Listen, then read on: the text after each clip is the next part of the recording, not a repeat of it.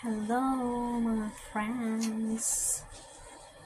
Ito, magluluto po ako ngayon ng arrowroot. Ito siya, ito po siya na. Actually, nabalatan ko no, kanina pa. Prepare na. Then, carrots, meat, ito. At saka kailangan natin po yan, red beans, at ito. At ito na nga, ready na po yung ready na po yung tubig, yung aking pinakuluan. Lagay na natin lahat ng ingredients. Unahin na natin yung arrowroot.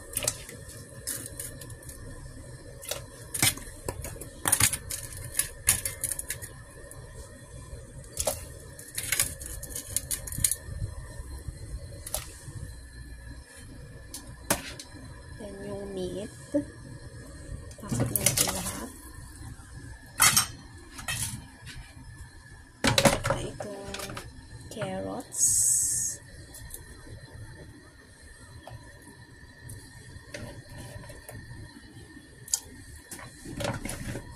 Ito. Ilagay natin lahat sa loob. 1.9 liters yung ginamit kong tubig. Kasi mahilig sila sa soup.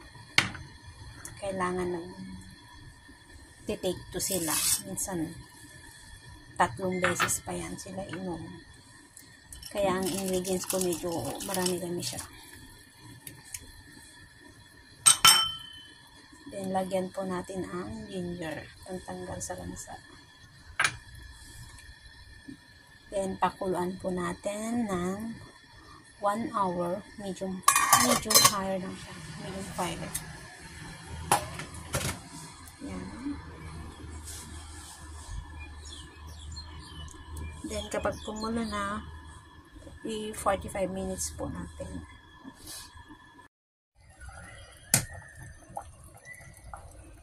At ito na nga siya guys. After 1 and 45 minutes, ito na. Ang sabaw niya, ang sarap na. Itsura pa lang niya, malinamnam na. Then, add po natin siya ng salt. Ito, salt.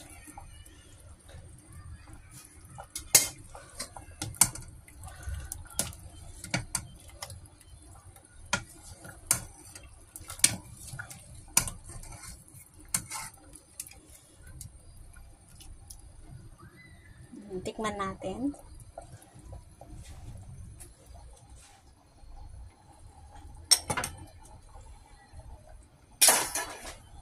Wow.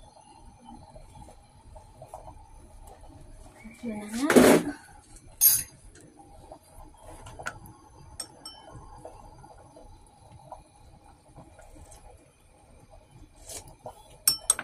Actually, masarap.